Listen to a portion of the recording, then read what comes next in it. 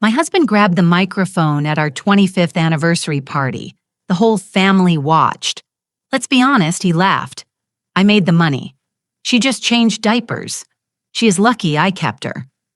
The hotel owner, a billionaire who had been watching from the shadows, stepped onto the stage. He snatched the mic from my husband and said, "She isn't lucky. She is the one who got away. I've been waiting 25 years for you to make a mistake like this. I'm glad to have you here.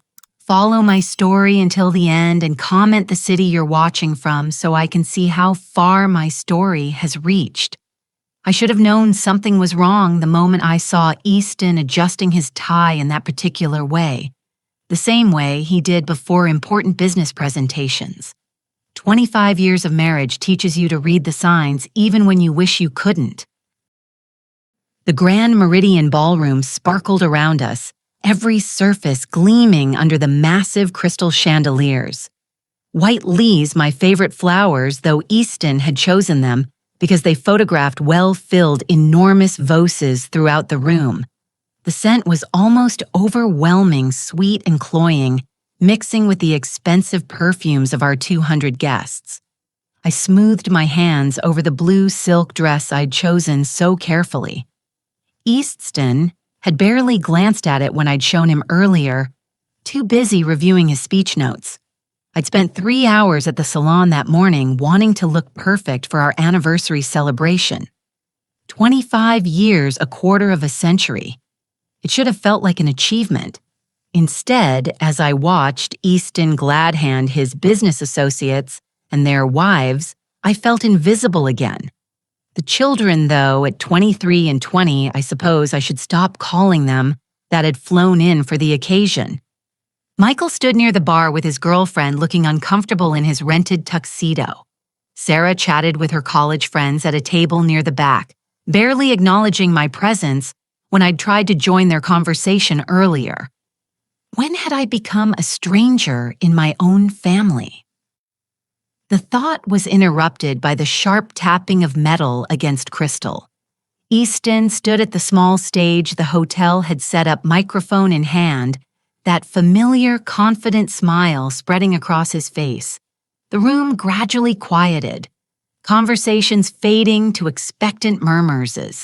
"Ladies and gentlemen," his voice boomed through the speakers, and I felt that old flutter of pride I'd always felt when he commanded a room.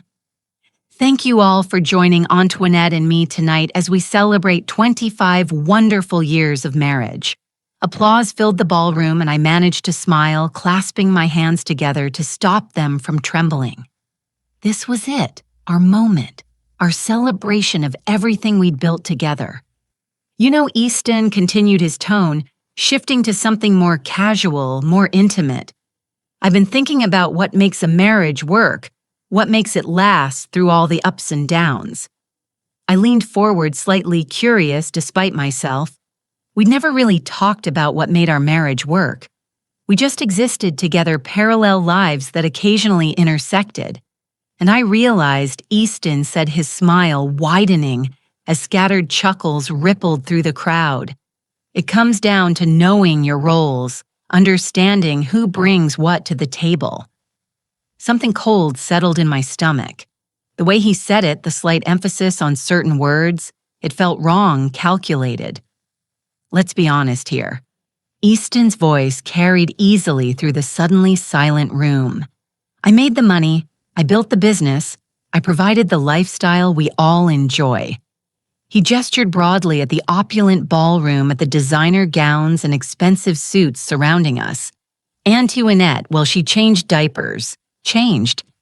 The words hit me like a physical blow. I actually felt my breath catch. Felt the color drain from my face as the room erupted in uncomfortable laughter. Not real laughter, the kind of forced chuckling people do when they're witnessing something they shouldn't be witnessing. But Easton wasn't finished. "She is lucky I kept her," he said. And this time his smile looked sharp, predatory. "Really? What else would she do? She has no skills, no education. That matters. She's been living off my success for 25 years. The room had gone completely silent now. Even the waitstaff had stopped moving, frozen in place like extras in a movie who'd forgotten their blocking. I could feel hundreds of eyes on me, feel the weight of their pity and embarrassment pressing down like a physical force. My hands were shaking now, my vision blurring as tears threatened to spill over. 25 years of my life reduced to diaper changing and lucky breaks. 25 years of supporting his dreams, raising his children, managing his household, being the perfect wife. All of it dismissed with casual cruelty in front of everyone we knew. I started to stand, needing to escape, needing to find somewhere to hide and process what had just happened. But before I could take a single step, another voice cut through the silence. "Excuse me?" The voice was calm, controlled, but it carried an authority that made everyone turn, including Easton. I turned too and felt my heart stop completely. Landon Blackwood stood at the edge of the stage, tall and silver-haired and completely unchanged in all the ways that mattered. 25 years had been kind to him. He'd grown into his angular features, his dark eyes more commanding than ever. He wore a perfectly tailored black suit that probably cost more than most people's cars, but he moved with the same quiet confidence he'd had as a struggling design student. What was he doing here? How was he here? Then I remembered the Grand Meridian was his hotel. He owned the entire chain now, Landon Blackwood. Hotels with properties on 4 continents. I'd read about his success in magazines over the years, always with a mixture of pride and regret I'd never been able to fully examine. Easton blinked, his confidence faltering for the first time all evening. "I'm sorry." "Who are you?" Landon stepped onto the stage with fluid grace, reaching for the microphone. "I'm Landon Blackwood. I own this hotel." His voice was pleasant, conversational, but there was steel underneath it. "And I need to interrupt your speech." Easton pulled the microphone back, his jaw tightening. You're in the middle of humiliating a remarkable woman," Landon said, his voice carrying clearly without amplification. "And I won't allow that to continue in my establishment." The ballroom had become a theater, every guest riveted by the drama unfolding on stage. I sat frozen, my heart pounding so hard I was sure everyone could hear it. Landon gently but firmly took the microphone from Easton's hand. When he spoke again, his voice filled the room with quiet authority. "Ladies and gentlemen, I apologize for interrupting this celebration, but I think you should know something about the woman this man just insulted." He turned to look directly at me, and something in his expression made my breath catch. It was the same look he'd given me all those years ago when he'd asked me to marry him. The same look I'd turned away from because Easton represented safety, security, everything I thought I needed. "Annette isn't lucky," Landon said, his eyes never leaving mine. "She isn't fortunate to have been kept by anyone. She is the one who got away, and I've been waiting 25 years for the man who won her to make exactly this kind of mistake." The silence that followed was absolute. No one moved. No one breathed. No one seemed capable of processing what they just heard.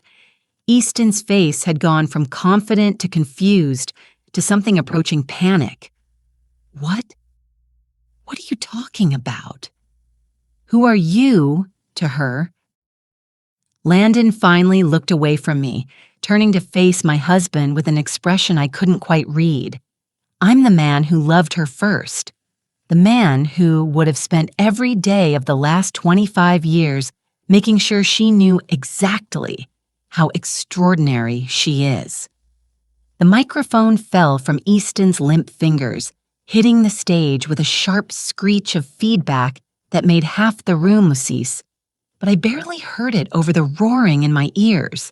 The way my entire world had just shifted on its axis. Landon loved me first. Did he still? Antoinette Landon said, stepping to the edge of the stage, extending his hand toward me. "Would you like to get some air? I think we have a lot to talk about." I looked at his outstretched hand, then at Easton's stricken face, then at the sea of shocked expressions surrounding us.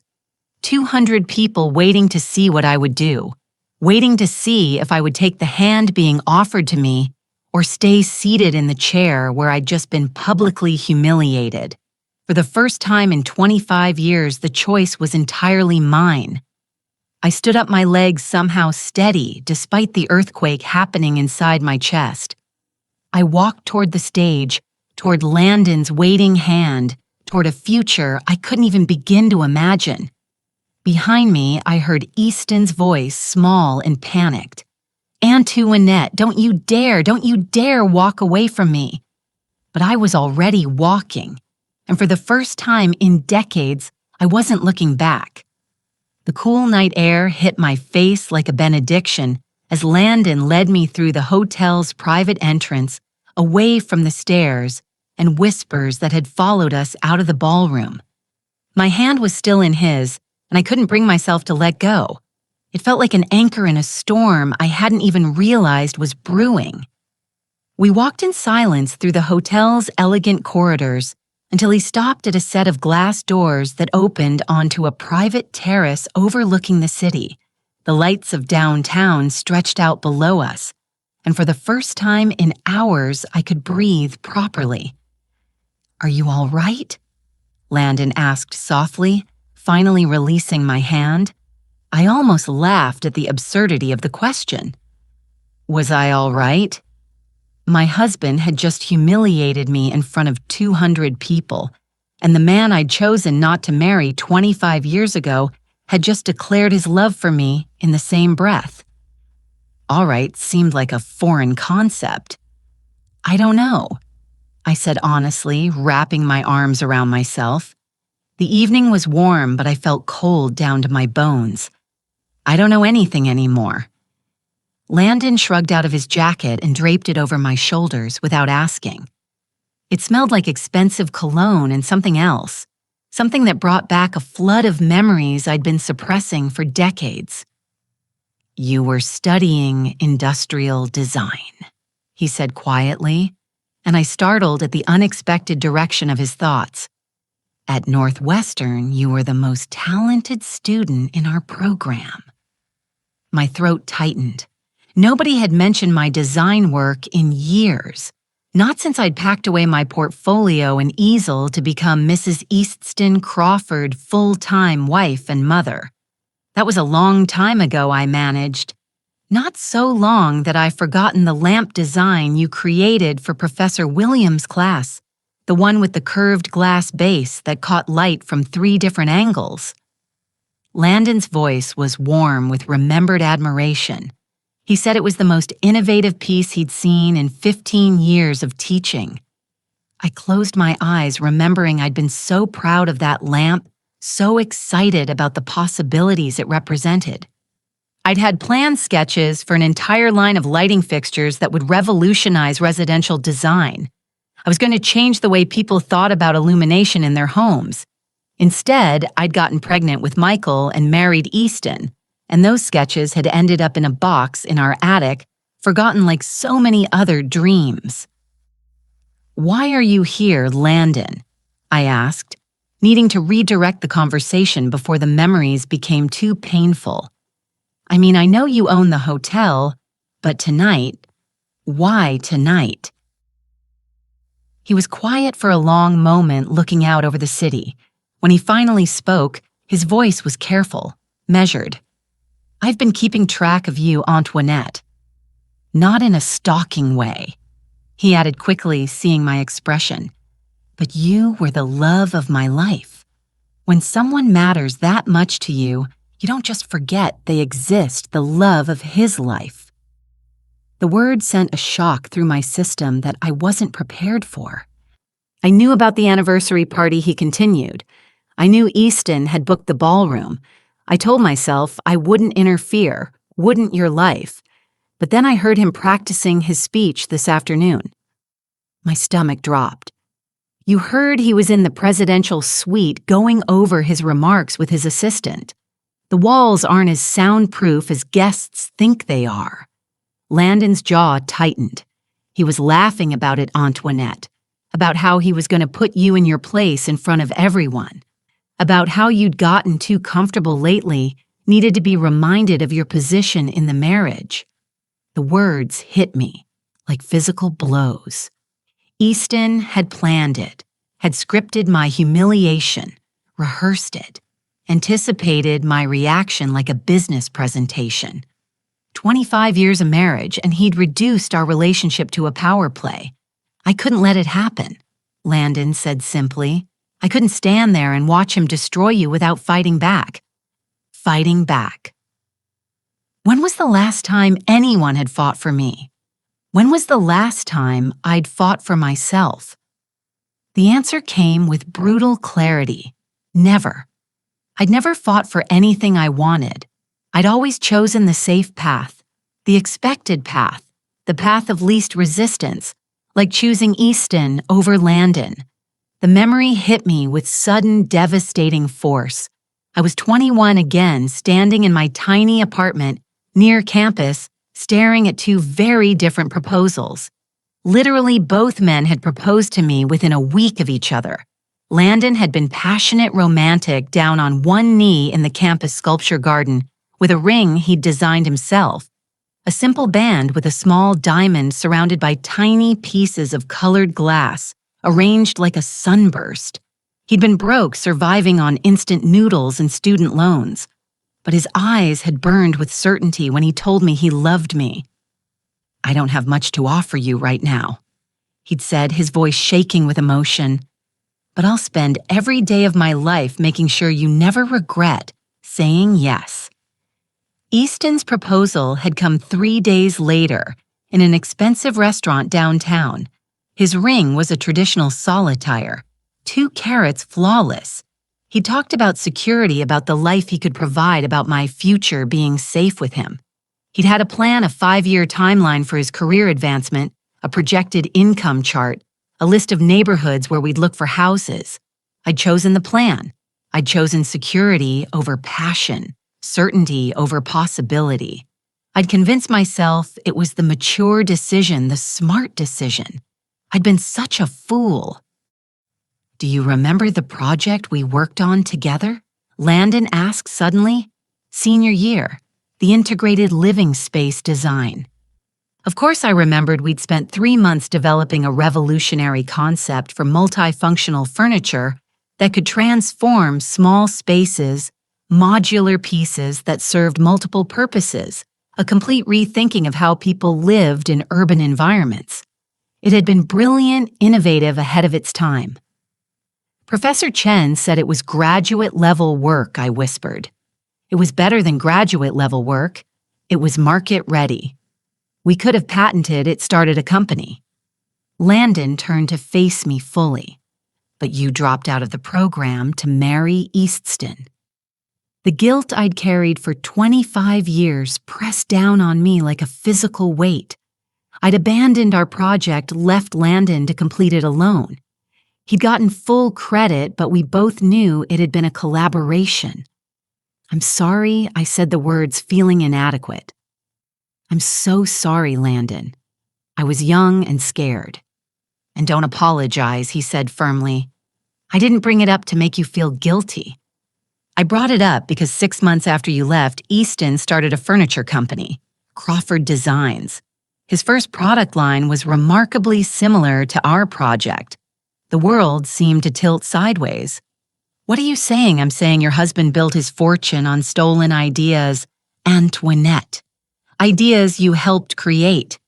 The memory came flooding back. Easton asking me about my classwork, showing interest in my projects for the first time since we'd started dating.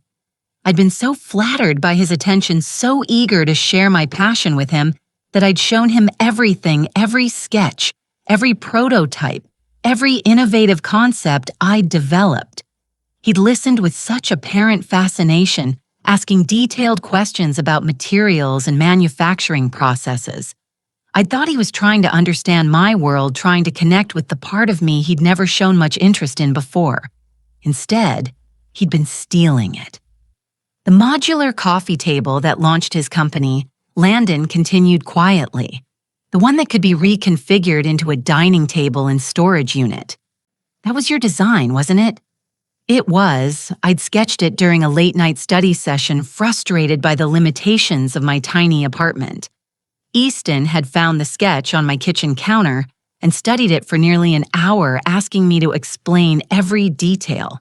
He said he wanted to understand my work. I whispered, my voice breaking. He said he was proud of my creativity. He was proud enough to claim it as his own. The betrayal hit me in waves. It wasn't just the humiliation in the ballroom tonight. It was 25 years of lies, 25 years of building a life on stolen dreams, 25 years of watching my husband take credit for my innovations while dismissing me as nothing more than a housewife. Every major breakthrough Crawford Designs has had, I said slowly, pieces clicking into place with horrible clarity. The expandable shelving system, the convertible workspace furniture, the eco-friendly material innovations. I helped develop all of those. I gave him the ideas, helped him work through the problems. And then he made you feel like you were lucky to be included in his success. Landon finished. Made you feel like your contributions were insignificant. I thought about all the times I'd tried to talk to Easton about design, about my ideas for improving his products or developing new ones. He'd listen with that patronizing smile, pat my hand, and tell me I didn't understand the business side of things. He'd made me feel stupid for having opinions about an industry I'd once dreamed of revolutionizing. "Why didn't you say something?" I asked. "All these years, why didn't you tell me?" Landon was quiet for a long moment. "Because you chose him," he said simply. "Because you seemed happy. And I didn't want to be the bitter ex who couldn't let go. Because I hoped that maybe he really did love you enough to deserve you." And now his smile was sad but determined. Now I know better. Tonight proved that he never understood what he had. He never saw you the way I saw you, the way I still see you, the way he still saw me. Present tense. After 25 years of silence, after building an empire while I disappeared into domestic invisibility, he still saw me as the woman I'd been, the woman I'd forgotten I could be. What am I supposed to do with this information, Landon? I have children, a life, responsibilities. You have choices, he said gently. Maybe for the first time in 25 years, you have real choices. Choices. The word felt foreign, dangerous. I'd spent so long following the path laid out for me that I'd forgotten there could be other paths. The offer I made in there. Landon continued about us talking about the future. I meant it, Antoinette. I've built something real over the past 25 years. I have resources, connections, opportunities. I could help you reclaim what's yours. My marriage. Your marriage ended tonight, he said, not unkindly, but with absolute certainty. The moment Easton humiliated you in front of 200 people, the moment he reduced 25 years of partnership to diaper changing and charity, your marriage ended. The only question now is what comes next. What comes next? Another foreign concept. For 25 years, I'd known what came next. Another day of supporting Easton's dreams while burying my own. Another day of being grateful for scraps of attention from my own family.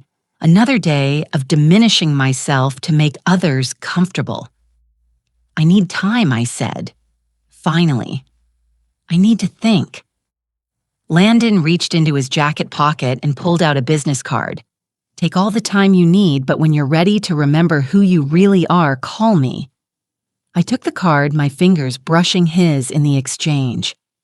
The touch sent electricity through me, a reminder of feelings I'd spent 25 years suppressing. The woman who designed that lamp, he said softly. The woman who could see possibilities where others saw limitations. She's still in there, Antoinette. She's been waiting for someone to believe in her again. Believe in her. In me. When was the last time anyone, including myself, had believed in me? As Landon walked away, leaving me alone with the city lights and the weight of 25 years of revelations, I realized something that terrified and exhilarated me in equal measure. I wanted to remember who I really was. I wanted to find that woman again, even if it meant destroying everything I thought I knew about my life. The question was whether I had the courage to try. I didn't go home that night. I couldn't face Easton. Couldn't stomach the thought of walking into our perfectly appointed house in Westfield Manor and pretending that everything was normal. Instead, I drove aimlessly through the city until I found myself parked outside the old Northwestern campus, staring at the building where I'd once believed I could change the world. My phone had been buzzing incessantly since I'd left the hotel. Easton, the children, even some of the guests from the party probably calling to satisfy their curiosity about the drama they'd witnessed. I turned it off an hour ago, needing the silence to think. Landon's business card sat on my dashboard, catching the streetlight like a small beacon. I'd picked it up and put it down a dozen times, my finger hovering over his number. What would I even say? Thank you for destroying my marriage. Thank you for revealing that my entire adult life had been built on theft and lies. Thank you for reminding me who I used to be. When my phone finally rang at 7:00 in the morning, I almost didn't answer, but the caller ID showed Sarah's name, and something in me couldn't ignore my daughter even now. Mom. Sarah's voice was small, uncertain. Where are you? Dad's been calling everyone and Michael's freaking out. And what happened last night? I closed my eyes, feeling the weight of 23 years of motherhood pressing down on me. How could I explain this to my children? How could I tell them that their father had built their comfortable life on stolen dreams, that their mother had been complicit in her own erasure? I'm okay, sweetheart, I said finally. I just needed some time to think. But that man, the one who said those things about you and Dad, who was he? The one who said those things, not the one who humiliated me. Landon was the one Sarah was questioning. Even now, even after witnessing Easton's cruelty, she was more concerned about the stranger who defended me than the father who torn me down. I'd raised them to see me as less than. I'd raised them to accept their father's version of reality, where I was lucky to be included, grateful to be kept. The realization was devastating. Someone I knew a long time ago, I said carefully, before I married your father. Silence stretched between us then quietly. Are you coming home? The word felt foreign now, charged with implications I wasn't ready to examine. Was that massive house in Westfield really home, or was it just another beautiful prison I'd helped build around myself? I don't know yet, I admitted. Sarah was quiet for a long moment. Dad's really upset. He's been drinking since last night, and he keeps saying he's going to ruin that man's business. He called some lawyers and Uncle Richard, and she trailed off, probably realizing she was sharing information I might not want to hear. Uncle Richard Easton's brother, the one with connections in every industry that mattered. Of course, Easton would call in reinforcements. He'd never been one to accept defeat gracefully. And last night had been the first time in 25 years that someone had publicly challenged his narrative. Sarah, I said gently, I need you to understand something. Whatever happens between your father and me, it has nothing to do with you and Michael. You're both adults now, and this is between us. But Mom, I love you, I interrupted. I've always loved you, but I need some time to figure out what comes next. After I hung up, I sat in the car for another hour watching students hurry across campus with their backpacks and coffee cups and urgent conversations. They looked so young, so full of possibility. Had I ever looked like that? Had I ever moved through the world with that kind of confident purpose? Yes, once. Before I'd learned to make myself smaller, before I'd convinced myself that dreams were luxuries I couldn't afford. My phone buzzed with a text from an unknown number. I know you're struggling with all of this. When you're ready to hear the whole story, I'll be at the Meridian. Suite 1207. No pressure, no expectations, just truth. The whole story. What more could there possibly be? But even as I thought it, I knew I was going to go. I'd spent 25 years living with half-truths and carefully constructed narratives. If I was going to rebuild my life, if I was even going to understand what needed rebuilding, I needed to know everything. The elevator ride to the 12th floor felt endless. I'd changed clothes at a department store, trading my evening gown for simple jeans and a sweater, but I still felt exposed, vulnerable. What was I doing? What was I hoping to accomplish? Landon answered the door before I could knock, as if he'd been waiting by the window. He looked different in daylight, more human somehow. The silver in his hair was more pronounced, and there were lines around his eyes that spoke of years of hard work and responsibility. But his smile was the same, warm, genuine, touched with something that might have been relief. "Thank you for coming," he said, simply stepping aside to let me in. The suite was elegant but not ostentatious, decorated in warm neutrals, with floor-to-ceiling windows overlooking the city.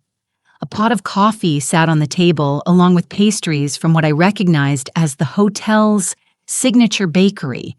He'd prepared for my visit without being presumptuous about it. "I wasn't sure you would," he continued, gesturing for me to sit wherever I was comfortable. I chose the chair by the window, needing the light and the view to ground me. I almost didn't. This is complicated. It doesn't have to be. Landon sat across from me, leaving plenty of space between us. "I'm not trying to complicate your life, Antoinette. I'm trying to simplify it by telling me my marriage was built on stolen ideas. By declaring your feelings in front of 200 people, that's simplifying." He had the grace to look embarrassed. "The declaration wasn't planned. Seeing him humiliate you like that, I lost my temper. It wasn't my finest moment. But you meant it. What you said about waiting 25 years. It wasn't really a question, but he answered anyway. Every word, the honesty in his voice sent a shock through me. After years of Easton's calculated responses, his careful management of every conversation, Landon's directness was almost overwhelming. Why, I asked. You could have had anyone. You built an empire. You're successful, powerful. Why hold on to feelings for someone who rejected you? Landon was quiet for a long moment, looking out at the city. When he spoke, his voice was soft but certain. "Do you remember the night before you accepted Easton's proposal? We were in your apartment working on the lighting project. You'd been struggling with the power distribution problem for weeks." I remembered. I'd been frustrated to the point of tears, convinced that my design was fundamentally flawed. "You were about to give up," Landon continued. "You said it was impossible, that you weren't smart enough to solve it, and then you had that moment of inspiration, the cascade design that would distribute power through multiple pathways.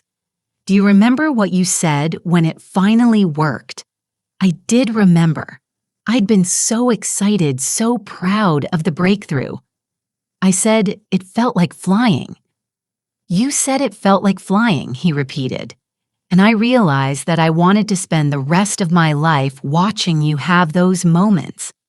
I wanted to be there every time you figured out something impossible. Every time you created something beautiful, I wanted to build a life around your dreams, taking flight. The memory was so vivid I could almost smell the coffee we'd been drinking, could almost feel the excitement that had coursed through me when the design finally came together.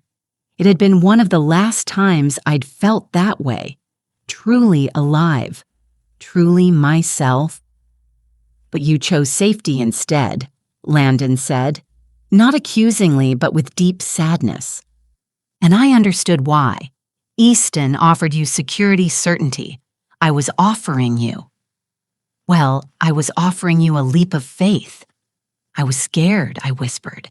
I was 21 and terrified of making the wrong choice. I know, and I've spent 25 years wondering if I could have made it easier for you, if I could have offered you more security, more certainty, if I could have convinced you that taking the leap was worth it. You never tried to contact me. After I got engaged, you just disappeared. Landon's smile was rueful. I went to Europe, spent 5 years working for design firms in Milan and Barcelona, trying to forget you. It didn't work, but it did teach me a lot about business, about building something from nothing. When I came back to the States, I was determined to create the kind of success that would have made you proud to choose me. And then I realized that building an empire out of wounded pride was a hollow victory. I had everything I thought I wanted, but I was still missing the one thing that mattered. The one thing that mattered me. He was talking about me as if I was something precious, something worth waiting for.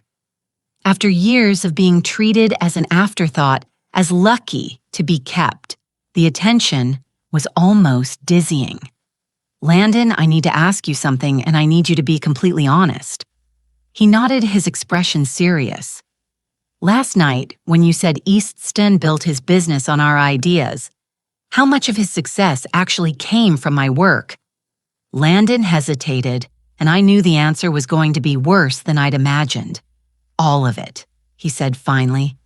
Every breakthrough product Crawford Designs has launched in the past 25 years originated from concepts you developed either from our college work or from ideas you shared with him during your marriage. The room seemed to spin around me. All of it. Not just the original modular furniture line, but everything. The expandable shelving that had made Crawford Designs a household name. The eco-friendly materials that had won them industry awards. The space-saving solutions that had revolutionized urban living. All mine. All stolen. How do you know that I asked, my voice barely above a whisper? Because I've been watching Crawford Designs for 25 years, waiting to see if Easton would ever create something original. He never did. Every innovation he claimed was a variation on work you'd already done. Sometimes he changed the materials or modified the proportions, but the core concepts were always yours. But how could you possibly know? Because I kept copies of everything we worked on together. Every sketch, every prototype, every brainstorming session. I told myself it was for professional reference. But really, I couldn't let go of the last pieces of you I had. He stood and walked to a sleek briefcase by the window, withdrawing a thick portfolio. When he set it on the coffee table between us, my breath caught. It was my old sketch pad from senior year, the one I'd thought was lost in the chaos of moving out of my dorm. The leather cover was worn soft with age, but I recognized every scuff and stain. "You kept this," I whispered, reaching out to touch the familiar surface. "I kept everything." Landon said quietly, including the original design for the lamp that started it all, the one Professor Williams called revolutionary, the one that became the basis for Easton's first product line. I opened the portfolio with trembling hands, and 25 years of suppressed memories came flooding back. Page after page of detailed sketches, concept drawings, innovative solutions to design problems that wouldn't become industry standard for years. Work I'd poured my heart and soul into. Work I'd been so proud of. Work I'd convinced myself had been meaningless amateur efforts. "He made me believe I was nothing," I said, tears blurring my vision as I turned the pages. "He made me believe these were just silly student projects. They weren't silly. They were brilliant, and they made him rich. Rich on my ideas, successful on my innovations, respected for stealing my dreams." "What am I supposed to do with this information?" I asked, looking up at Landon through my tears. "Sue him, destroy my children's father." Blow up my entire life for revenge. I'm not asking you to destroy anything, Landon said gently. I'm asking you to reclaim what's yours. The ideas, yes, but more than that, I'm asking you to reclaim yourself. Reclaim myself. The woman who designed these innovations, who'd seen possibilities where others saw limitations. The woman who'd felt like she was flying when a complex problem finally yielded to her imagination. How I asked, how do you reclaim 25 years of lost identity? Landon leaned forward, his eyes intense. You start creating again. You remember what it felt like to solve impossible problems. You let yourself dream big again. I'm 56 years old, Landon. I've been out of the design world for decades. Technology has changed. Markets have evolved. Design is design, he interrupted. Good ideas are timeless. And you, he reached across the table and covered my hand with his. You were always the most innovative thinker I knew. That doesn't just disappear. His touch was warm, solid, real. For the first time in years, I felt like someone was seeing me, really seeing me, not as a wife or mother or convenient accessory, but as myself. I have an offer for you. Landon said, his voice steady and sure. Not a romantic proposition, not a rescue mission, a business opportunity. I raised an eyebrow, curious despite my emotional upheaval. I'm launching a new division of Blackwood Hotels Sustainable Design Consulting. Hotels around the world are demanding eco-friendly space-efficient solutions, but most design firms are still thinking in outdated paradigms. I need someone who can revolutionize how we approach hospitality spaces. My heart began to pound. You're offering me a job, I'm offering you a partnership. 50-50 ownership of the new division. Full creative control. A chance to see your ideas implemented on a global scale. His grip on my hand tightened slightly. A chance to show the world what Antoinette Crawford can really do. A partnership, creative control, global scale. The words sent electricity through me, awakening something that had been dormant for so long I'd forgotten it existed. The salary would be $200,000 to start, Landon continued, plus profit sharing once we're established. But more importantly, you'd own your work. Every design, every innovation, every breakthrough, it would be yours, legally, publicly, permanently yours. Own my work. After 25 years of watching East profit from my ideas, the concept felt revolutionary. I can't, I said automatically. The response so ingrained, I didn't even think about it. I mean, I have responsibilities, obligations. To whom? Landon asked quietly. To the husband who humiliated you publicly, to the children who are adults with their own lives. To yourself, to myself. When was the last time I'd had an obligation to myself? I need time, I said. But even as I spoke the words, I could feel something shifting inside me, a spark of the old excitement, the old hunger to create something meaningful. Take all the time you need, Landon said. But while you're thinking, consider this. Right now, Easton is probably planning how to discredit me, how to minimize what happened last night. He's going to try to convince everyone, including you, that I'm just a bitter man trying to steal his wife. Aren't you, I asked, but without accusation. I genuinely wanted to know. Landon's smile was sad but honest. Maybe partly, but mostly. I'm a businessman who recognizes exceptional talent when I see it. And I'm someone who believes that 25 years is long enough for brilliance to stay buried. Long enough for brilliance to stay buried. The phrase resonated through me like a bell. How long was I willing to keep burying who I really was? How long was I willing to let fear keep me small?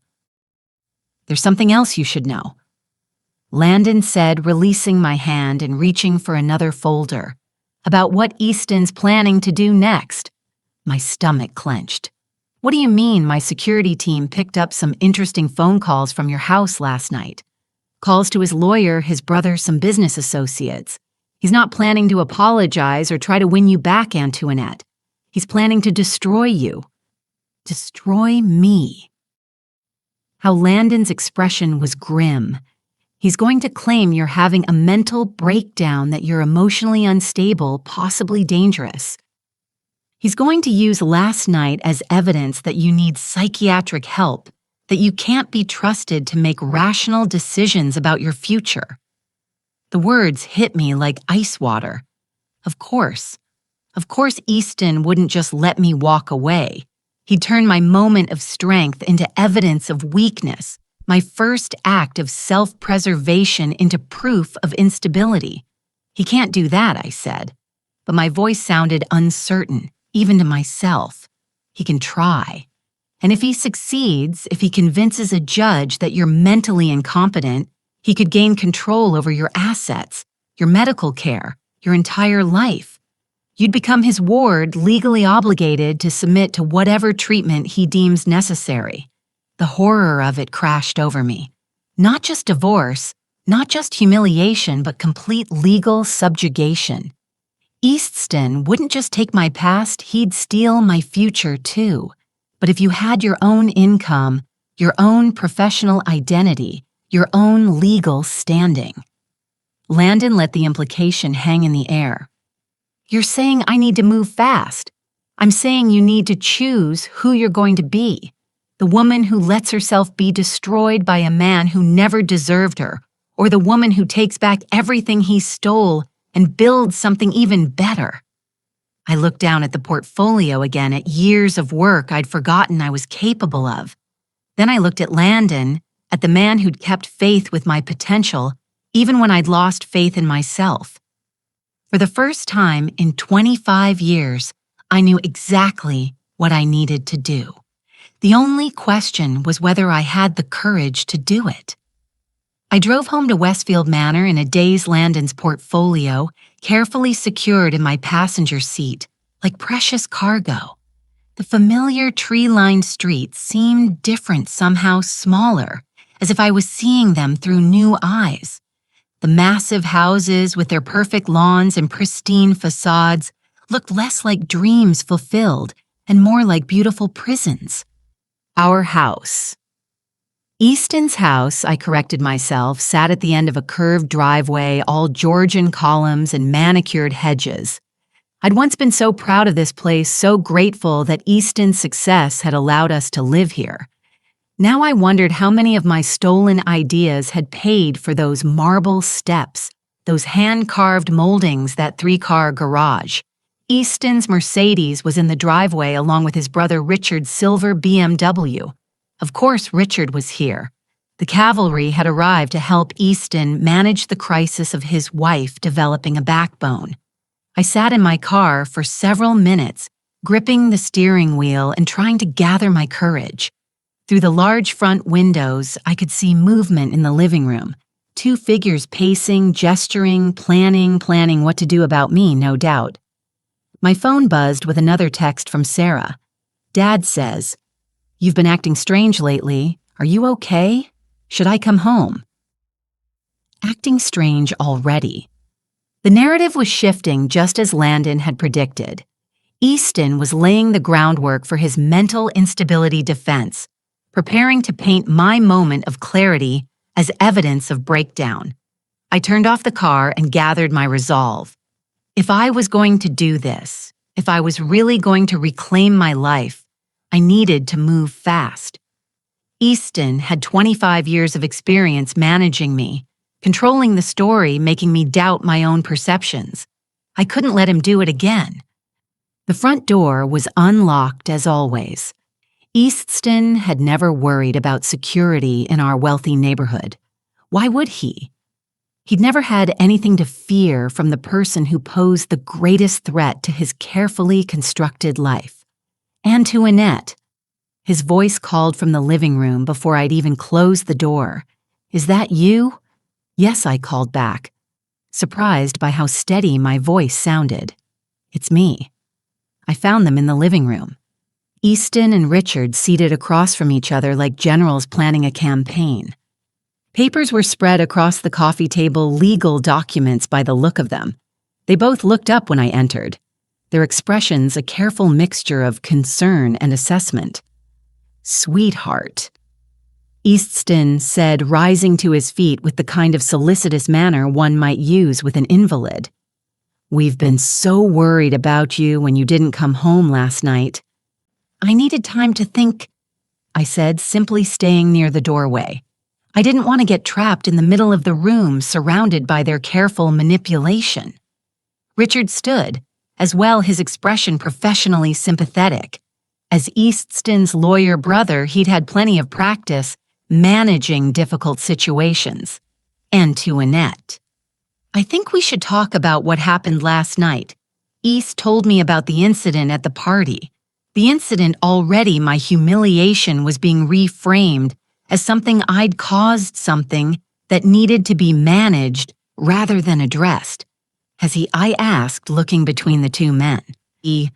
"And what exactly did he tell you?" Easton's jaw tightened slightly. I told him about Landon Blackwood's inappropriate behavior, how he inserted himself into our celebration, made those ridiculous claims about your past relationship. Ridiculous claims, I repeated, feeling that familiar cold anger settling in my chest. Which part was ridiculous, Easton? The part where he said he loved me, or the part where he said I was talented? Antoinette Richard began, but I cut him off. "No, I want to hear from my husband. I want to hear him explain which part of what Landon said was ridiculous." Easton's mask of concern slipped slightly, revealing the irritation underneath. The man is obviously unstable. He's been fixated on you for 25 years, building some kind of fantasy around a college relationship that ended decades ago. A fantasy, I said slowly. So when he said I was a talented designer, that was fantasy. "You took a few art classes," Easton said dismissively. "It's hardly the foundation for a career. A few art classes." I felt the familiar sting of his casual dismissal, but this time it was accompanied by something else. Clarity. For the first time, I could see exactly what he was doing, how he minimized my accomplishments to maintain his own superiority. "Industrial design," I corrected. "I was studying industrial design. I was good at it." Richard cleared his throat uncomfortably. "Perhaps we should focus on the present situation." Antoinette were concerned that this man might be trying to manipulate you to take advantage of what was obviously an emotional moment. Take advantage. Of course, that was their interpretation. It couldn't be that someone genuinely valued me, genuinely saw potential in me.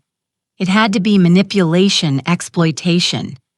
"He offered me a job," I said quietly.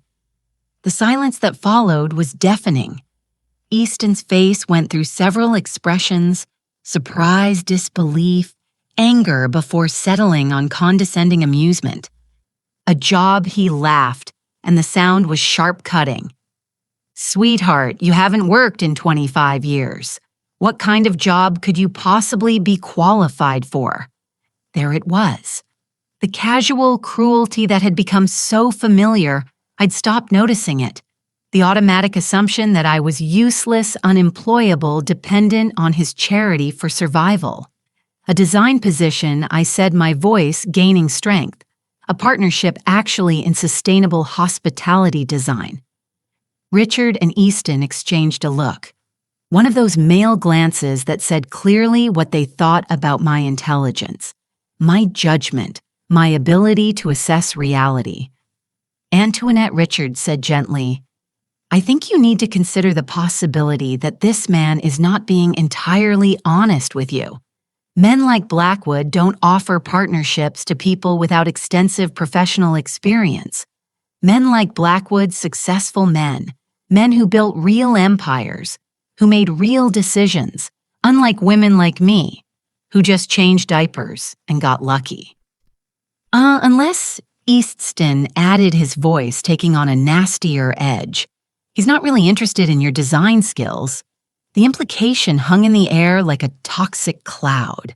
Of course, that was what they'd assume. that any interest in me had to be sexual, predatory, inappropriate.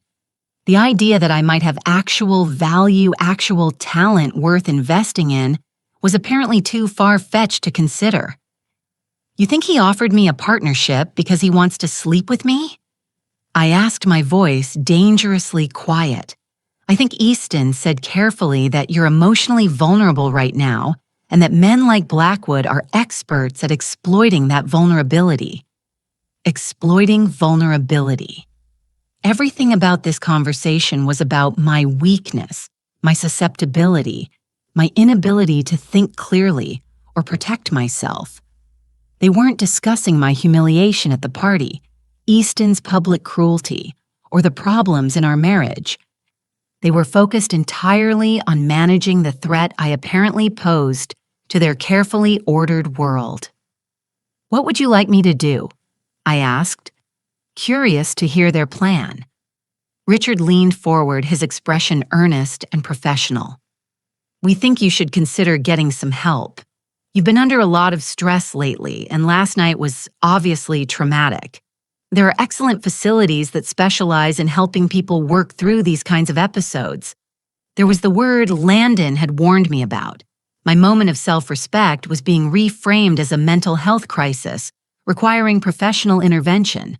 What kind of facilities, I asked, though I already knew the answer. "Residential treatment centers," Richard said smoothly. "Places where you could get the support you need to work through whatever you're going through, away from external pressures and influences that might be confusing you. Away from Landon, away from anyone who might remind me that I had options, that I deserved better, that I was worth more than Easton's version of charity." "How long would this treatment last?" I asked. Easton and Richard exchanged another look. "As long as necessary," Easton said, "until you're feeling more like yourself again." More like myself? The irony was breathtaking. They wanted to send me away until I was willing to be the diminished version of myself they were comfortable with, until I stopped remembering that I used to have dreams, used to have talent, used to believe I could fly. And if I refuse, so... The silence stretched uncomfortably. Finally, Richard spoke. "Antoinette, if you're not capable of making rational decisions about your own well-being, then the people who love you have to step in." There it was. The threat Landon had predicted delivered with lawyerly precision. Submit to treatment voluntarily, or they'd have me declared incompetent and force me into it. I looked around the living room at the expensive furniture I'd helped choose, the artwork we'd collected together, the family photos that documented 25 years of carefully curated happiness. None of it felt like mine anymore. It all felt like props in someone else's life, someone else's story. "I need to get a few things from upstairs," I said finally. "Of course." Easton said, his relief evident. He thought I was surrendering, accepting their assessment of my mental state. "Take your time. We can discuss the details when you're ready." I walked upstairs slowly, my mind racing. They were giving me rope, expecting me to hang myself with compliance. Instead, I was going to use it to climb out of the hole they'd spent 25 years digging for me. In our bedroom, Easton's bedroom, really, since I'd never been allowed to decorate it the way I wanted. I pulled out a small suitcase and began packing carefully. Not too much, nothing that would suggest I wasn't coming back. Just enough to survive for a few days while I figured out my next move.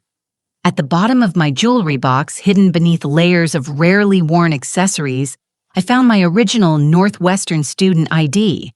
The photo showed a young woman with bright eyes and confident posture. Someone who believed she could change the world through good design.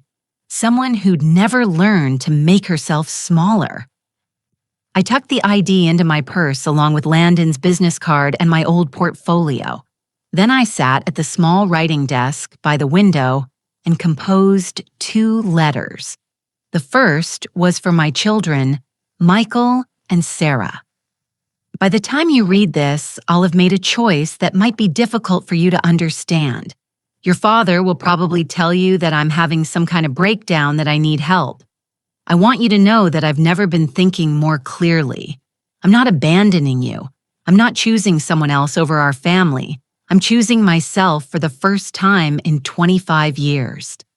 I'm choosing to remember who I was before I learned to disappear. I love you both more than words can express, but I can't keep living as half a person, and I can't keep pretending that diminishing myself is the same thing as keeping our family together. I hope someday you'll understand. I hope someday you'll be proud of me for finding the courage to fly again. All my love, Mom. The second letter was shorter, addressed to Easton. I accept your job offer. When you're ready to discuss the terms of our partnership, you know how to reach me. But that letter wasn't for East. It was for Landon. I sealed both letters, left the first on my pillow, and tucked the second into my purse. Then I picked up my suitcase, took one last look around the room that had never really felt like mine, and walked downstairs. Easton and Richard were still in the living room, their legal documents spread across the coffee table like battle plans. All set. Easton asked, looking up with that patronizing smile I'd once found comforting. Yes, I said. I think I am. I walked to the front door, my heart pounding so hard I was sure they could hear it. Any second now, one of them would ask where I was going, would notice that I was carrying a suitcase instead of just grabbing my purse. But they didn't. They were so certain of my compliance, so confident in their assessment of my limitations, that it never occurred to them that I might have my own plan. Annette Easton called as I reached for the door handle. I turned, expecting to be caught, expecting to have to fight my way out. Drive carefully, he said, and call us when you get to the facility. We want to know you've arrived safely. I nodded, not trusting my voice. Then I walked out the front door of the house I'd called home for 25 years, got into my car, and drove away from everything I'd ever known. I didn't look back. For the first time in my adult life, I didn't look back. The drive to the Meridian Hotel felt like flying. When I knocked on the door of Suite 1207, Landon answered immediately, as if he'd been waiting by the window again. His expression shifted from hope to concern when he saw my suitcase. "Are you all right?" he asked, stepping aside to let me in. I set down my suitcase and reached into my purse, pulling out the letter I'd written. "I accept your job offer," I said, handing it to him. "When can I start?" Landon read the letter, his expression shifting to something that might have been wonder. "Are you sure about this? Once we move forward, there's no going back. Easton will fight this with everything he has. I know I said. But I'm tired of being afraid. I'm tired of being small. I'm tired of pretending that I'm grateful to be kept when I should have been building something of my own all along." Landon smiled, not the careful professional smile he'd worn during our business discussions, but something warm and real and full of possibilities. In that case, he said, "Welcome to Blackwood Design Partners. I think we're going to build something extraordinary together." Something extraordinary. After 25 years of being told I was ordinary at best, the words felt like a promise and a challenge rolled into one. 3 weeks after I walked out of Easton's carefully controlled world, I was sitting in the bright, modern office space that Landon had secured for Blackwood Design Partners. Sunlight streamed through floor-to-ceiling windows, illuminating the drafting tables and computer workstations that would soon house our revolutionary approach to sustainable hospitality design. I'd been working 16-hour days partly because I was genuinely excited about the projects we were developing, but mostly because I was terrified that if I stopped moving, I'd lose my nerve and crawl back to the safety of my old life. The transformation had been swift and stunning. In just 3 weeks, I designed a modular hotel room system that could reduce construction costs by 30% while increasing energy efficiency by nearly half. The prototype had hotel executives flying in from around the world to see what we were creating. But success, I was learning, came with a price. My phone had been ringing constantly since the first industry article about Blackwood Design Partners had been published. Not with congratulations or business inquiries, but with increasingly frantic calls from East. I'd stopped answering after the first few conversations made it clear that he wasn't interested in reconciliation. He was focused entirely on damage control. This morning's voicemail had been particularly venomous. You think you can just walk away and play businesswoman. You think that man actually cares about your pathetic little sketches. I built everything you're trying to destroy, and you, Annette. Everything. And I'm not going to let you take it away. I was reviewing the latest designs for our Singapore project when Sarah knocked on my office door. I looked up, surprised to see her. We'd spoken on the phone several times since I'd left, but she'd never visited my new workplace. Mom, she stood uncertainly in the doorway looking younger than her 20 years. Do you have a minute? Of course, sweetheart, come in. I gestured to the comfortable chairs by the window, clearing away the architectural drawings that covered every surface. Sarah sat down carefully, her designer purse clutched in her lap like a shield. She was dressed in the kind of expensive casual wear that screamed private college student clothes that Easton's stolen success had purchased. I've been talking to Dad, she began, and I felt my stomach clench. He's really worried about you about this whole situation. I'm sure he is, I said carefully. What exactly has he told you? Sarah shifted uncomfortably. He says you're having some kind of midlife crisis, that this man Landon is taking advantage of you, that you're going to lose everything you've worked for, everything I'd worked for. The irony was breathtaking. And what do you think I don't know what to think? Sarah said, her voice small. This place is amazing and you seem different, happier. But Dad says you're making a huge mistake, that you're destroying our family for some fantasy. Our family. I studied my daughter's face, seeing echoes of my own features mixed with Easton's stronger jawline. Sarah, do you remember much about me from when you were little? She frowned.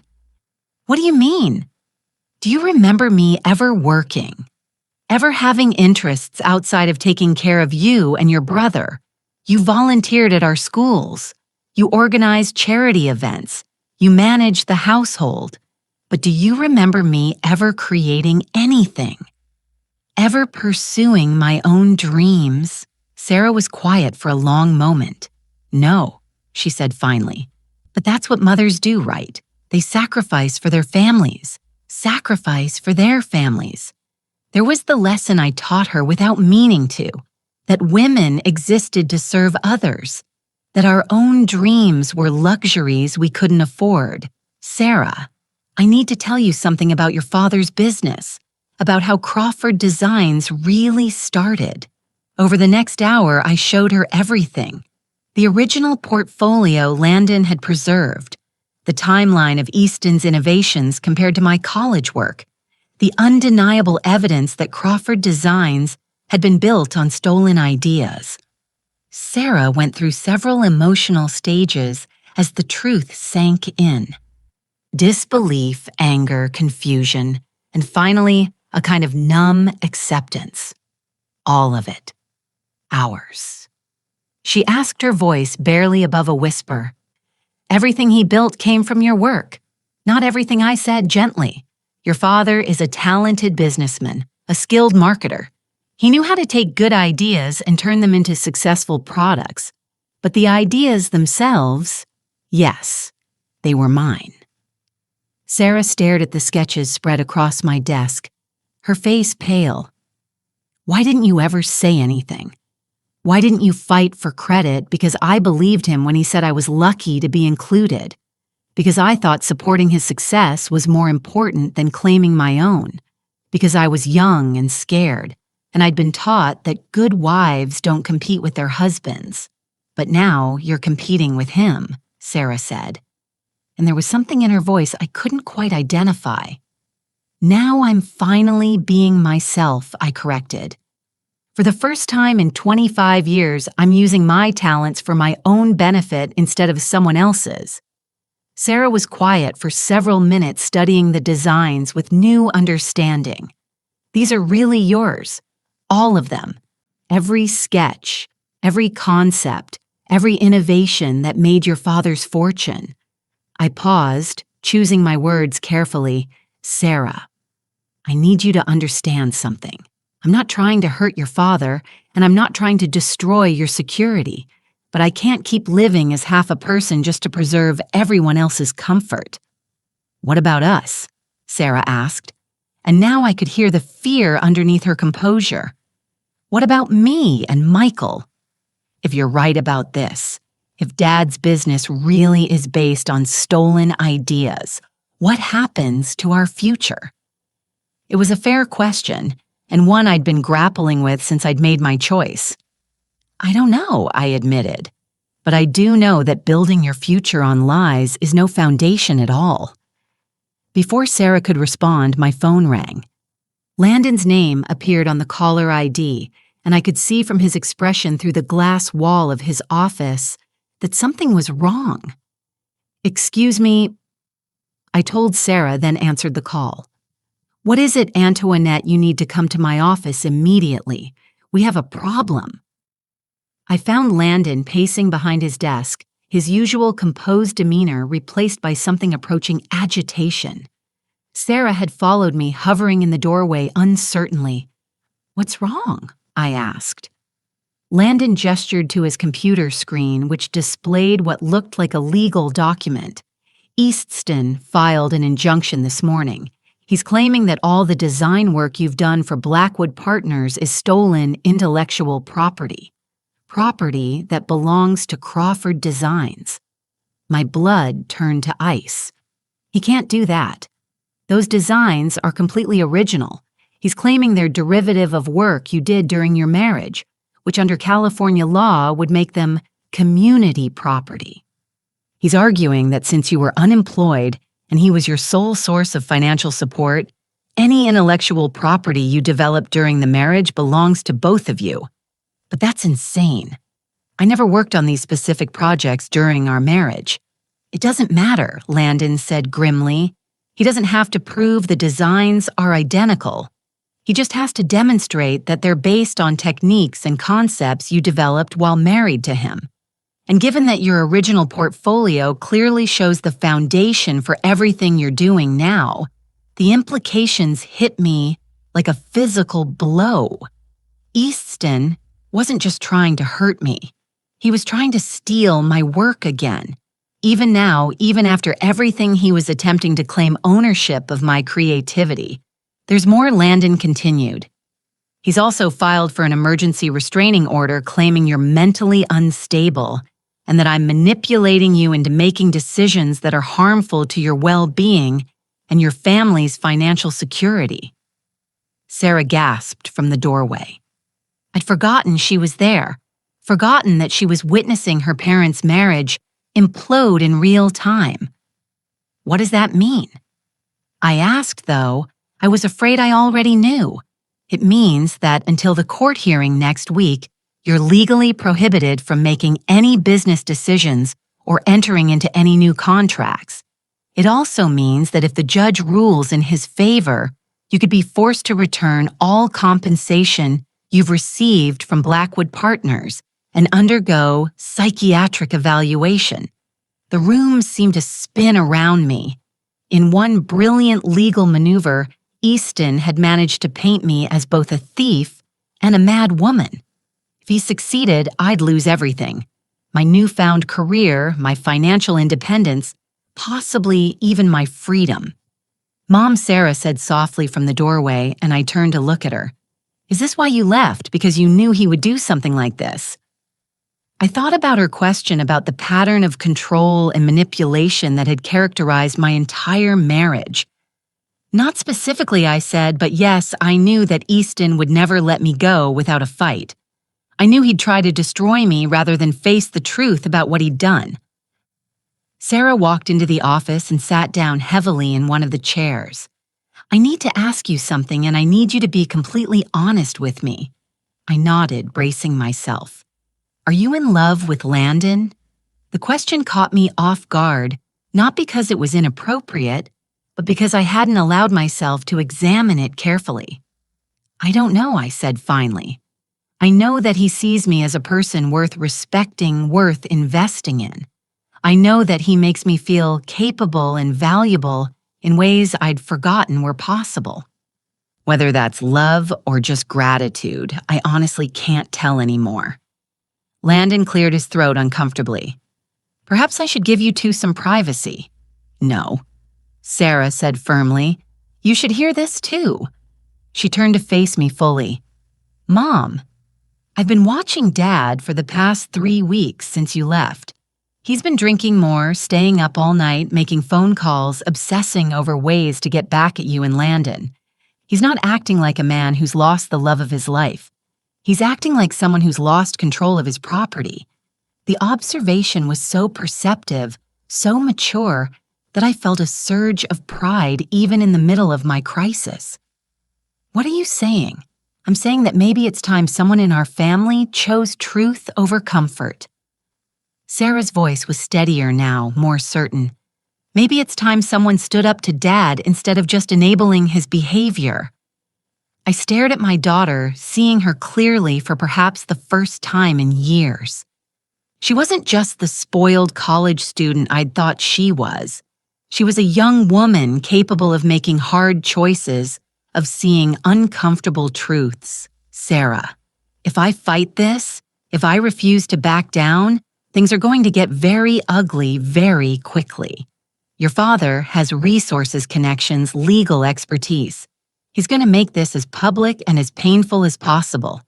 I know Sarah said simply, but Mom, I've seen your work over the past hour. I've seen what you're creating here. It's extraordinary. It's the kind of innovation that could change entire industries. Are you really going to let Dad steal that too? Let Dad steal that too? The phrase hit me like a revelation. This wasn't just about my current projects or my partnership with Landon. This was about whether I was going to spend the rest of my life letting Easton claim ownership of my creativity, my intelligence, my very identity. I looked at Landon, who had been watching this conversation with something that might have been amazement. What are our chances if we fight this? Honestly, it depends on the judge, on how well Easton's lawyers present their case, on whether we can demonstrate that your current work is substantially different from your original designs. He paused. But Antoinette, even if we lose in court, even if you have to walk away from this partnership, you'll have proven something important, which is that you're not the helpless, dependent woman he's been telling everyone you are, that you're capable of building something significant on your own, that you're worth fighting for, even if you have to do the fighting yourself. Worth fighting for. After 25 years of accepting whatever scraps of respect Easton was willing to offer, the concept felt revolutionary. I thought about the young woman in those college sketches, the one who'd believed she could change the world through good design. I thought about the mother I wanted Sarah to become, strong, independent, unafraid to claim her own worth. I thought about the woman I'd glimpsed in the mirror this morning, confident and purposeful in a way I hadn't been since I was 21. Then we fight. I said, my voice steady and sure. We fight with everything we have. Sarah smiled, the first genuine smile I'd seen from her in years. Good. And Mom, for what it's worth, I think you're going to win. As I looked at my daughter and my business partner at the innovative designs covering every surface of our bright office, I realized something that filled me with quiet joy. I'd already won. Regardless of what happened in court, regardless of Easton's threats and manipulations, I'd already reclaimed the most important thing of all.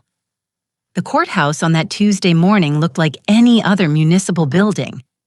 Graystone imposing columns, the kind of architecture designed to remind ordinary people that they were entering a place of serious business. But as I walked up those steps with Landon beside me, I felt anything but ordinary. I was wearing a navy blue suit I'd bought specifically for this hearing, the first professional clothing I'd purchased in 25 years. My hair was pulled back in a sleek chignon, and I carried a leather briefcase that contained not just legal documents, but every piece of evidence that proved who I really was. Easton was already there when we entered the courtroom, flanked by his team of expensive lawyers. Richard sat behind him, along with several business associates whose presence was clearly meant to demonstrate the serious financial interests at stake. They all looked supremely confident, like men who had never doubted their right to win. Easton caught my eye and smiled. That same patronizing smile I'd endured for 25 years. It was meant to remind me that I was out of my league, that I should be grateful he was willing to take me back after my little rebellion. Instead, it reminded me of everything I was fighting against. Judge Patricia Holloway was a woman in her early 60s, with sharp eyes and graying hair pulled back in a non-nonsense style. She reviewed the preliminary documents with the kind of focused attention that suggested she wasn't easily impressed by legal theatrics. "This is an unusual case," she said, looking up from her papers. "We have a request for an injunction claiming theft of intellectual property combined with allegations of mental incapacity. Mr. Crawford, you're claiming that your wife's current business activities constitute theft of marital assets." Easton's lead attorney, a sleek man named Harrison Weber, stood to address the court. "Yes, Your Honor, Mrs. Crawford has taken proprietary design concepts developed during the course of her 25-year marriage and used them to benefit a competing business enterprise. Under California community property law, those concepts belong equally to both spouses. And you're also claiming that Mrs. Crawford lacks the mental capacity to make these business decisions. We're concerned about Mrs. Crawford's emotional state, Your Honor. She abandoned her family home without warning, entered into business partnerships with a man she barely knows, and has been making increasingly erratic decisions. We believe she may be experiencing a psychological crisis that's affecting her judgment." I felt my lawyer, Janet Morrison, tense beside me. We'd prepared for this line of attack, but hearing it stated so clinically in open court was still jarring. Mrs. Morrison, Judge Holloway, said, "How does your client respond to these allegations?" Janet stood with quiet confidence. She was a woman about my age, who'd built a reputation defending professionals in intellectual property disputes. "Your Honor, Mrs. Crawford is not mentally incapacitated, nor has she stolen anyone's intellectual property. What she has done is finally reclaim her own creative work after 25 years of watching her husband profit from her ideas." That's a serious counter-allegation, the judge noted. "You're claiming that Mr. Crawford built his business on his wife's designs. We are Your Honor, and we have extensive documentation to prove it." What followed was the most surreal hour of my life. Janet methodically presented the evidence we'd prepared my original college portfolio, the timeline of Crawford Design's product launches, testimony from Professor Williams, who remembered my work from Northwestern, even statements from former Crawford Designs employees who confirmed that I'd been the source of many innovative concepts over the years. Watching Easton's face as the truth unfolded was both satisfying and heartbreaking. He'd clearly expected this to be a simple matter of asserting male authority over a wayward wife. The idea that I might have legal standing, might have evidence, might actually be telling the truth, was obviously something his lawyers hadn't prepared him for. But the most important moment came when Judge Holloway asked me to address the court directly. "Mrs. Crawford," she said, "I'd like to hear from you personally. Can you explain to the court why you left your marriage and entered into this business partnership? I stood slowly, my heart pounding, but my voice steady. Your Honor, I left my marriage because I realized I'd been living as half a person for 25 years. I'd convinced myself that supporting my husband's dreams was the same thing as having dreams of my own. I'd accepted that being grateful for his success was enough even when that success was built on my work. I paused, looking directly at Easton. For 25 years, I told myself that love meant sacrifice, that good wives don't compete with their husbands, that being kept was a privilege I should be grateful for. But that night at our anniversary party, when my husband publicly reduced my contributions to diaper changing and luck, I finally understood that I hadn't been loved. I'd been managed. Easton's lawyer started to object, but Judge Holloway waved him off. Continue, Mrs. Crawford. The business partnership I entered into with Mr. Blackwood isn't built on stolen ideas, Your Honor. It's built on the ideas I never got to develop because I was too busy supporting someone else's career.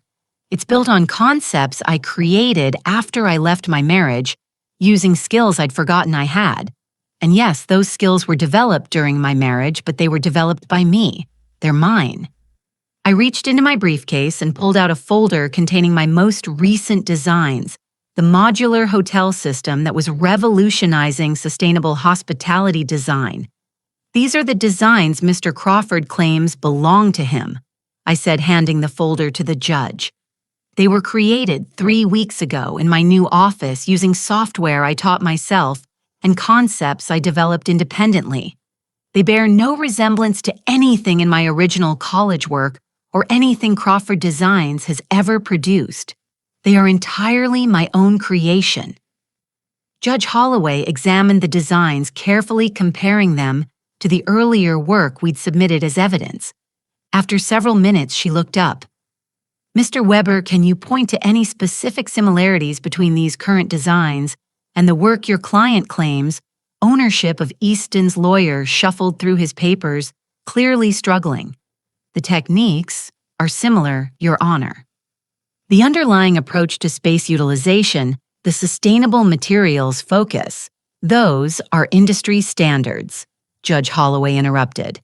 Any competent designer would use those approaches. I'm asking about specific design elements that demonstrate actual theft of intellectual property. Weber consulted with his team for several minutes before admitting the designs are substantially different in their specifics. Your Honor, I see. Judge Holloway turned to me. Mrs. Crawford, regarding the allegations of mental incapacity, how do you respond? This was the moment I'd been both dreading and anticipating. Your Honor, if recognizing my own worth constitutes mental illness, then I suppose I'm guilty as charged. If leaving a marriage where I was treated as decorative property rather than a partner constitutes instability, then I accept that label.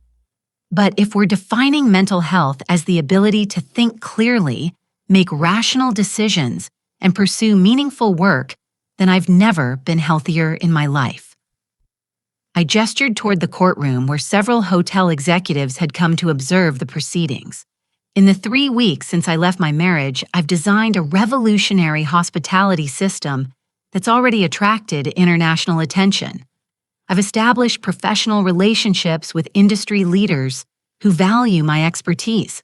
I've created more innovative work than I produced in the previous 25 years combined. That's not the behavior of someone who's mentally incapacitated. Judge Holloway was quiet for several minutes, reviewing all the evidence we'd presented.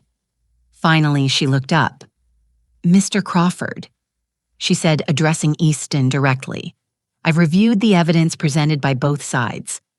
While it's clear that your wife did contribute significantly to your business success over the years, it's also clear that her current work represents original creation, not theft of existing intellectual property.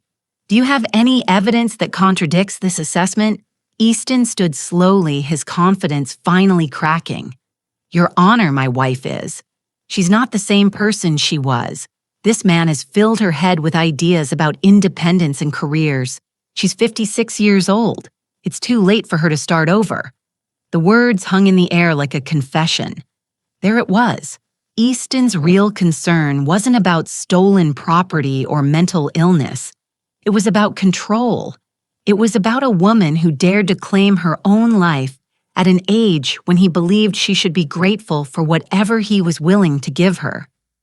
Mr. Crawford, Judge Holloway said quietly, "The court's job is not to determine whether your wife's life choices are wise or appropriate. The court's job is to determine whether she's legally competent to make those choices and whether she's committed any crimes in doing so." She paused, her expression stern. "Based on the evidence presented today, I find that Mrs. Crawford is clearly competent to make her own business decisions. I also find that there's no evidence she's committed theft of intellectual property. Her current work, while building on skills developed during her marriage, represents original creation that she owns independently." I felt my knees almost buckle with relief. Janet squeezed my arm supportively.